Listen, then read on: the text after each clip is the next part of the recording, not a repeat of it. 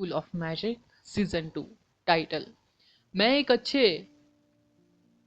Student की तरह व्यवहार करता हूँ। यह कोई गंभीर बात नहीं थी। क्या उसे वाकई इतना दूर जाना पड़ा? आदर्श बिना किसी कारण के किसी इंसान का गला नहीं काटेगा। भले ही महिला अनुचित व्यवहार करी हो, लेकिन उसे मौत के घाट उतारना अनावश्यक था। हालांकि अगर वह विद्रोही शैडो को वापस ले लेता तो महिला की इच्छा शक्ति उसे पूरी तरह से खोखला कर देती। उसे बेहद बड़ा सिरदर्द हो रहा था। खुद को भाग्यशाली समझो। आदर्श ने अपने दांत भींचे और विद्रोही शैडो को वापस ले लिया। वह जानता था कि उसे व्यवहार करना होगा, क्योंकि वह अभी भी एक विदेशी स्कूल में था। दूसरी ओर हेडी जीत में मुस्कुराई। उसकी नीली आंखें थोड़ी बदल गई और उसकी इच्छा शक्ति पागल स्पीड से आदर्श से आगे निकल गई। आदर्श ने खुद का बचाव नहीं किया। वह विल डैगर्स को अपने पास से उड़ते हुए देखने के अलावा कुछ नहीं कर सकता था। हेडी उसे टुकड़े टुकड़े करने के बारे में गंभीर नहीं थी और उन्होंने उस पर केवल कुछ कट छोड़े। यह कोई गंभीर बात नहीं थी।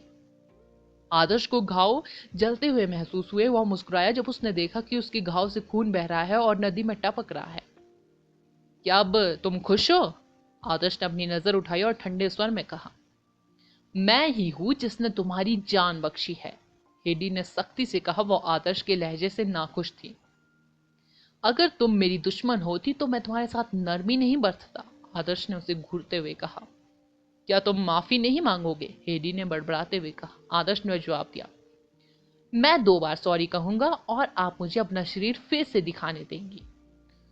तुम अविश्वसनीय हो। हेडी लगभग फटने ही वाली थी। उसकी इच्छा शक्ति हवा में गूंज रही थी, मानो वह पूरी जगह को जमीन पर गिराने जा रही हो। आदर्श भी पीछे नहीं हटा। उन्हें घेरने वाली लपटें बादलों में फैल गई और आसमान में आग लग गई। ठीक है, बस हो गया, बंद करो। क्या तुम? झरने पर खड़ी आणु के सुनहरे रंग की जादुई पोशाक पहने एक मध्यम आयु वर्ग की महिला चिल्लाई। आदर्श ने झरने की तरफ देखा और एक खूबसूरत महिला को झरने के ऊपर से उतरते देखा। उसकी पीठ पर सफेद पंख थे। भयंकर झरने से हवा में उछलता पानी उससे आधा मीटर दूर रखा गया था। वह नदी में फिसलती हुई नीचे उतरी और आदर्श और हेडी के बीच पानी से बाहर निकले एक पत्थर पर धीरे से उतरी। उसने पहले आदर्श को एक सौम्य मुस्कान के साथ देखा। उसके कौवे के पैर का निशान काफी स्पष्ट था। मुझे लगता है कि यह एक गलत फहमी है, आड़ू सुनहरे रंग की पोशाक वाली महिला ने कहना शुरू किया।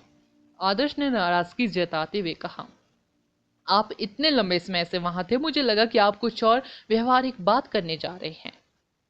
उसने बेहद पहले ही उसकी उपस्थिति को महसूस कर लिया था। वह स्पष्ट रूप से आर्ट्स इंस्टीट्यूट की मेंटर थी। यहां तक कि नासमझ हेडी ने भी अपने हाथ जोड़े और उस महिला को थोड़ा सा सिर झुकाया। युवा छात्रों के बीच होने वाले द्वंद्व हमारे लिए सबसे शानदार शो होते हैं। मैं इसमें हस्तक्षेप क्यों करूंगी? मेंटर ने उसे उत्तर दिया। मिस सीलन, उसकी जैसा व्यक्ति आर्ट्स इंस्टीट्यूट में क्यों आएगा? हेडी ने जानना चाहा। हमने उन्हें यहाँ इनवाइट किया। यूनिवर्सिटी ऑफ मैजिक ने वर्ल्ड कॉलेज टूर्नामेंट के दौरान असाधारण प्रतिभा का प्रदर्शन किया। हम पूर्व की प्राचीन सभ्यता से 1-2 बातें सीखने की उम्मीद कर रहे हैं। बदले में हमने उनके टीचरों और स्टूडेंटों को एक्सचेंज करने के लिए यहाँ इनवाइट किया है। वे हमारे मेहमान हैं। हेडी, चलो उनके लिए चीजें मुश्किल नहीं बनाते। सीलन ने जवाब दिया, मैं दूसरों को परेशान नहीं करूंगी जहां तक उसका सवाल है। हेडी ने आदर्श से मौत तक लड़ने पर जोर दिया। तुम्हारे साथ कुछ गड़बड़ है। झरना जाहिर तौर पर एक चुनौती है जिसे कोई भी चुनौती दे सकता है। तुमने मान लिया कि गुफा तुम्हारे कमरे से ज्यादा सुरक्षित है, इसलिए जब मैं गुफा में गया तो मैंने तुम्हें देखा। एक और शब्द और मैं कसम खाती हूं कि तुम इस दुनिया से तुरंत गायब हो जाओगे। हेडी ने ठंडे स्वर में गुर्राहट के साथ कहा। वह दूसरों को कैसे बता सकती थी कि उस कमीने ने उसका नंगा शरीर देखा है। वह उसे किसी को भी इसके बारे में बताने की इजाजत नहीं देगी। आदर्श ने उपहास करते हुए कहा, आपने यही बात आधा दर्जन बार कही है, लेकिन मैं अभी भी जीवित हूं। मिस सीलन, क्यों ना हम उन्हें यहीं पर भिड़ने दें? मुझे लगता है कि विजेता का फैसला करने में उन्हें कुछ समय लगेगा। चलो पुल पर चलते हैं और वहां चाय का आनंद लेते हैं। प्रोफेसर विश्वास चलते हुए आए। उनके जूते पानी को छू रहे थे, फिर भी वे बिल्कुल भी डूब नहीं रहे थे। मैं सहमत हूं, सीलन मुस्कुराई।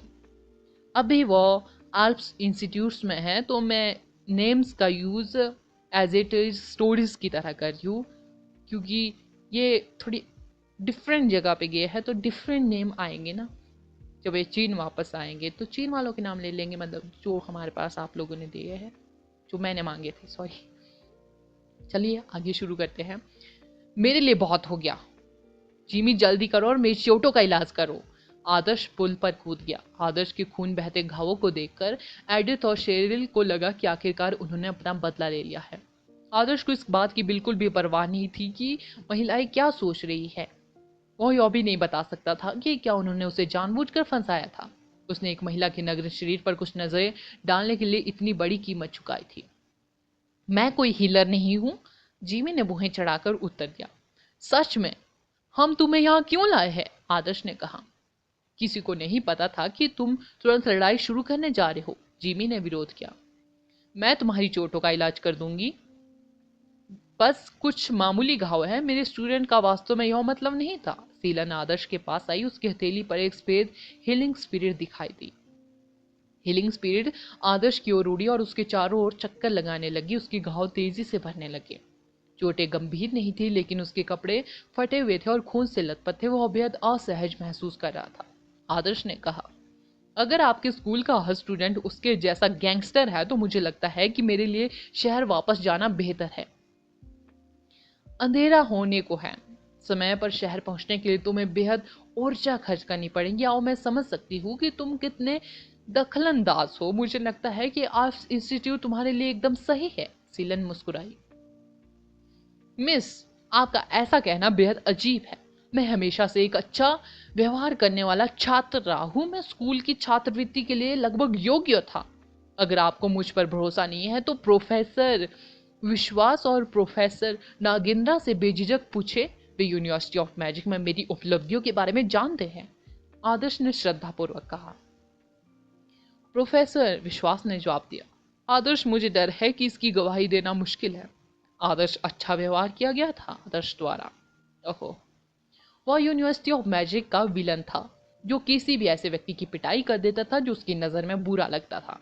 उसने रैंकिंग में टॉप पर रहने वाले लगभग हर स्टूडेंट को सबक सिखाया था। उसने उद्घाटन समारोह के दौरान हर नए स्टूडेंट को चुनौती भी दी और पूरे संकाय शाखा को चुनौती दी। क्या उसके पास वाकई इतनी हिम्मत थी कि वह खुद को अच्छा व्यवहार करने वाला बता सके? कोई व्यक्ति जितना छोटा होता है वह उतना ही बेशर्म होता है। इसे भूल जाओ, मैं एक और पागल औरत के बारे में परेशान नहीं होऊंगा। चलो अंदर चलते हैं, मुझे भूख लगी है। आदर्श ने आह भरी। मैंने पहले ही कुछ व्यंजन तैयार कर लिए हैं। मुझे विश्वास है कि इससे आल्प्स यूनिवर्सिटी के बारे में आपकी धारणा बदल जाएंगी। सीलन ने अनवाइटेड भाव से कहा। हैडी ने सीलन के सामने कुछ भी गलत करने की हिम्मत नहीं की। वह केवल आदर्श की गर्दन के पीछे घूर सकती थी। School of magic season 2 title the vegetarian school. आप लोग भी बताना, आप लोगों में से कितने वेजिटेरियन हो? मैं फुल वेजिटेरियन हूँ। हमारे यहाँ तो अंडा तक नहीं खाते। अच्छी बात है। आदर्श को सचमुच लगा कि उसे मिस सीलन ने फंसाया है। उसने साफ साफ बताया कि डिनर के बाद उनके स्कूल के बारे में उसकी धारणा बदल जाएगी। वह बिल्कुल सही थी। डिनर के बाद आल्प्स इंस्टीट्यूट के बारे में आदर्श की धारणा इससे ज़्यादा खराब नहीं हो सकती थी। ये सब्जियां, रोटी और सब्जियों का सूप, मुझे भाड़ में जाओ, मुझे कुछ मांस दो। आदर्श अपना दिमाग खोने वाला था। चूंकि वह घायल था, इसलिए वह अपने खून की पूर्ति के लिए मांस खाने और ठीक होने के लिए उत्सुक था। उसे आश्चर्य हुआ कि आर्ट्स इंस्टीट्यूट एक शाकाहारी स्कूल निकला। अपनी पीली, कोमल और रसीली त्वचा वाली छात्राओं के अलावा वहां मांस का कोई नामो निशान नहीं था।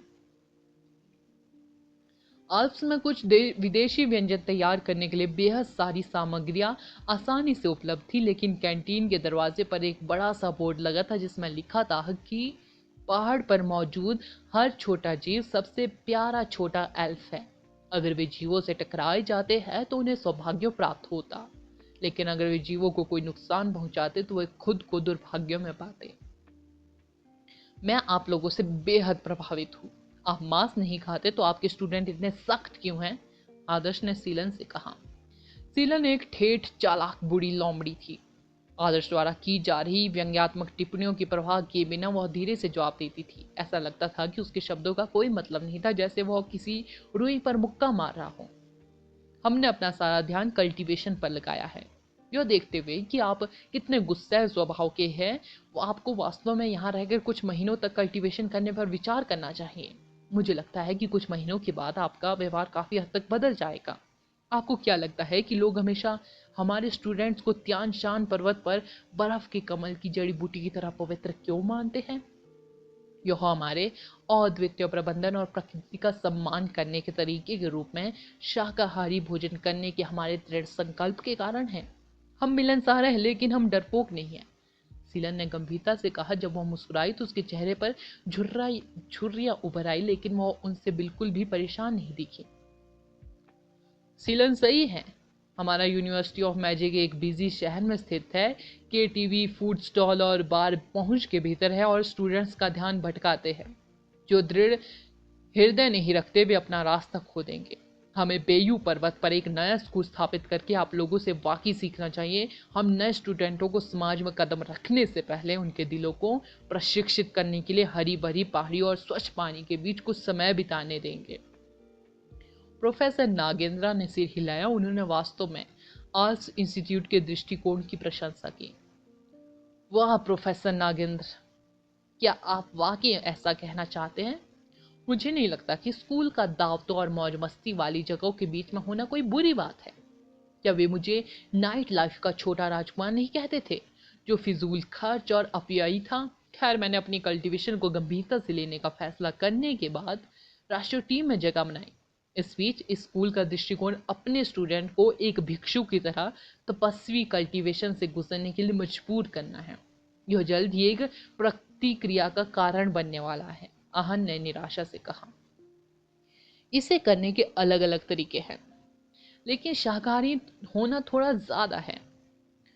प्रोफेसर विश्वास को मांस खाना और शराब पीना भी पसंद था। वो यहाँ आने के लिए इसलिए कतराते थे क्योंकि उन्हें पता था कि वह स्कूल शाकाहारी है। यह सचमुच एक संघर्ष था। वे न केवल शाकाहारी है, बल्कि उन्होंने अपने खाना पकाने में किसी भी तेल का यूज नहीं किया। सीलन, मैंने वास्तव में आज बेहद कुछ सीखा है कि आप कृपया 2 स्टूडेंट को भेज सकते हैं जो थोड़े सामान्य है, जो हमें कल सुबह पहाड़ से नीचे ले जाएंगे। आदर्श को यह सब बेहद पसंद आया। किसने कहा कि यह जगह पुरुषों के लिए स्वर्ग है? स्वर्ग? हे भगवान! यह सच था कि ज्यादातर छात्र गोरे और सुंदर थे और उनका स्वभाव पवित्र था, फिर भी वे सभी मोर की तरह घमंडी थे। उन्हें लगता था कि दुनिया के सभी लोग नीच और गंदे हैं। उसे आश्चर्य हुआ कि स्कूल के किस दिमागहीन नेता ने उनका इस तरह से दिमाग धोया है। यह कौन सा साल था? आजकल मठों में भी वाईफाई है, फिर भी इस जगह पर मोबाइल सिग्नल कवरेज भी नहीं था। वह सोचे बिना नहीं रह सका कि क्या वह मध्यम युग में वापस चला गया है। आदर्श, इतनी शिकायत करना बंद करो। हमें अभी भी एक्सचेंज प्रोग्राम के लिए यहाँ रहना है, जो 1 महीने तक चलता है। हम कल ही नहीं जा सकते। प्रोफेसर नागेंद्रा ने आह भरी। 1 महीना? आदर्श और आहन ने अचानक कहा। क्या उन्होंने यह नहीं कहा था कि वे आधिकारिक प्रक्रियाओं के तहत एक छोटी सी मुलाकात करने जा रहे हैं? अब अचानक 1 महीना कैसे हो गया? यह कैसा मजाक था? 1 महीने तक मांस न खाना, 1 महीने तक लड़कियों के साथ संबंध न बनाना, यह कितना बदतर था। आदर्श मैजिस्ट्रेटों में से एक एल्प्स इंस्टीट्यूट से है। उन्होंने ही एक्सचेंज प्रोग्राम की योजना बनाई थी, इसलिए हम सभी नहीं जा सकते। अगर आप प्रोग्राम में अच्छा प्रदर्शन करते हैं तो मैजिस्ट्रेट पर आपका अच्छा प्रभाव पड़ सकता है। इससे आपको मुकदमे में भी मदद मिलेगी। प्रोफेसर नागेंद्रा ने उसे प्रोत्साहित किया। आदर्श ने जवाब दिया, सीधा पैर टेढ़े जूते से नहीं डरता। ठीक है, अगर आप कल जा रहे हैं तो हम भी अपने देश वापस चले जाएंगे। यहाँ तक जो कुछ भी होता है वो हमारी चिंता का विषय नहीं है, प्रोफेसर नागेंद्रा ने कहा। प्रोफेसर नागेंद्र, मुझे लगा कि आप प्रोफेसर विश्वास से अलग है, जो अपने चेहरे की बेहद प्रवाह करते हैं, आदर्श ने कहा। तुमने क्या कहा? प्रोफेसर विश्वास ने तुरंत चिल्लाकर कहा। उन्होंने प्रोफेसर नागेंद्रा की ओर इशारा करते हुए कहा, तुमने उसकी तुलना में मुझसे करने की हिम्मत कैसे की? बूढ़े विश्वास, तुम्हारा क्या मतलब है? क्या मैं स्कूल के निर्देशों का पालन नहीं कर रहा था? प्रोफेसर नागेंद्र ने बड़बड़ाते हुए कहा। ठीक है, शांत हो जाओ, बस और बहस ना करो। हम पहले ही सहमत हो चुके हैं कि यह एक्सचेंज प्रोग्राम 1 महीने तक चलेगा, इसलिए कोई जल्दी नहीं जाने वाला है। आदर्श, इतना जिद्दी मत बनो। मैं तुम्हारे और पवित्र न्यायालयों के बीच की स्थिति के बारे में जानती हूँ। हम तुम्हारी मदद करने को तैयार हैं। हमें नहीं लगता कि तुम एक निर्दोष गोल्डन सननाइट्स की हत्या करोगे, सीलन ने कहा। मैं भी यही मानती हूँ। ऐसा कोई तरीका नहीं है जिससे वो प्राचीन मंदिर के गोल्डन सननाइट्स की हत्या कर सके, हेडी ने कहा। उसका व्यवहार असामान्य था। वो खुद को हम लोगों से ऊपर नहीं रखती थी, ना ही वो बाकी स्टूडेंट्स से असंगत थी। आपने आलू को छीलकर इतना मुलायम कैसे बना दिया?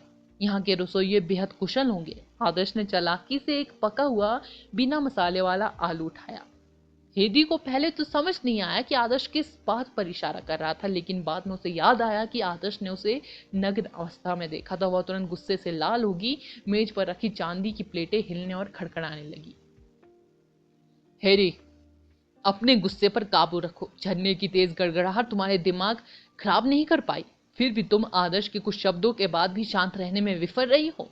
मैंने अब फैसला किया है, तुम हमारे मेहमानों के साथ हर समय एक्सचेंज प्रोग्राम के दौरान रहोगी और तुम्हें मेरी परमिशन के बिना किसी भी आपत्तिजनक स्पेल का यूज करने की परमिशन नहीं है, सीलन ने हेडी से सख्ती से कहा, मुंह सिकोड़ते हुए। सीलन का एक नियम था, जब वे भोजन कर रहे थे तो किसी भी मैजिक की उपस्थिति की परमिशन नहीं थी। उन्हें भोजन के प्रति सम्मान रखना चाहिए और प्रकृति का एक अटूट उपहार है। आदर्श द्वारा उकसाए जाने के बाद हेडी ने अपना संयम खो दिया था, जिससे वह एक पल के लिए अपनी इच्छा शक्ति पर कंट्रोल खो बैठी थी। हाँ मिस सीलन, हेडी ने तुरंत अपना सिर नीचे किया, यह जानते हुए कि उसने सीलन की वशता तोड़ दी है। बहुत बढ़िया, यह तुम्हारे लिए भी एक तरह की ट्रेनिंग है। अब तुम काफी मजबूत हो। सुपर लेवल से नीचे के लोगों के पास तुम्हारे खिलाफ कोई मौका नहीं है, लेकिन यह मत भूलो कि सभी दुश्मन तुमसे सीधे लड़ने नहीं जा रहे हैं। उनमें से कुछ ऐसी बातें कह सकते हैं या गंदी चालें चल सकते हैं जो आदर्श के शब्दों से 10 या 100 गुना खराब हो। अगर तुम शांत नहीं रह सकती तो तुम्हारा डायमेंशनल मैजिक आसानी से टूट जाएगा, सीलन ने उसे डांटा। सीलन दूसरों के प्रति काफी मिलनसार, सौम्य और नियंत्रित थी, लेकिन जब बात हेडी की आती थी तो वह एक पल में सख्त मार्गदर्शक थी। मैं इसे ध्यान में रखूंगी शिक्षक, हेडी ने सिर हिलाया। उसका गुस्सा धीरे धीरे गायब हो गया। उसने आगे कुछ नहीं कहा। उसने सब्जी का सूप का आनंद लिया और अपने सुरुचिपूर्ण व्यवहार को पुनः प्राप्त किया।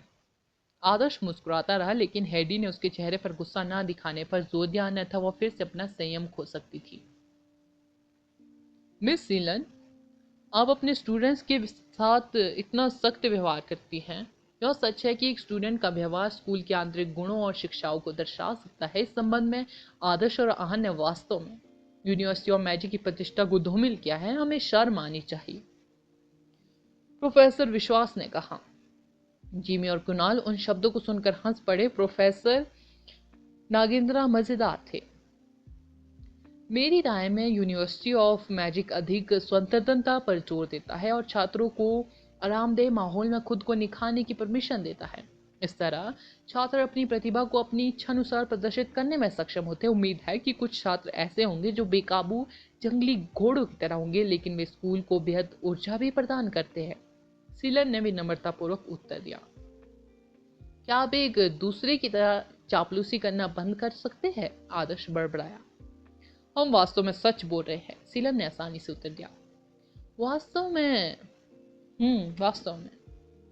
प्रोफेसर नागेंद्र ने सिर हिलाया। प्रोफेसर नागेंद्र, मुझे गंभीरता से लगता है, भले ही आप बात करते और मजाक करते इसमें तुष्ट नहीं है, लेकिन आप वास्तव में प्रोफेसर विश्वास जैसे ही व्यक्ति है। अब मुझे समझ में आया कि आप दोनों हमारे स्कूल में सबसे प्रसिद्ध युगल क्यों हैं, आदर्श ने झल्लाते हुए कहा। आदर्श, क्या तुम सच में सोचते हो कि मैं तुम्हें पीटने की हिम्मत नहीं कर सकता? प्रोफेसर विश्वास ने आदर्श को घूर कर देखा। मैंने जो कहा उसे भूल जाओ, चलो कुछ सब्जियां खाते हैं। आदर्श ने एक छोटी ब्रोकली अपने मुंह में ठूंस दी। जैसा कि उसने सोचा था, ब्रोकली सिर्फ पानी में पकाई गई थी। उन्होंने उस पर नमक भी नहीं डाला। स्वाद इतना अजीब था कि ऐसा लगा जैसे वो घास खा रहा हो। आदर्श अपना दिमाग खोने की कगार पर था, खासकर जब उसे एहसास हुआ कि वह यहाँ 1 महीने तक रहेगा। उसने आहन की बकवास पर विश्वास करने की जहमत क्यों उठाई कि वे यहाँ छात्राओं के साथ प्यार और कोमलता से पेश आने वाले हैं। अगला एपिसोड जानने के लिए बने रहें मेरे इस चैनल के साथ। Thank you.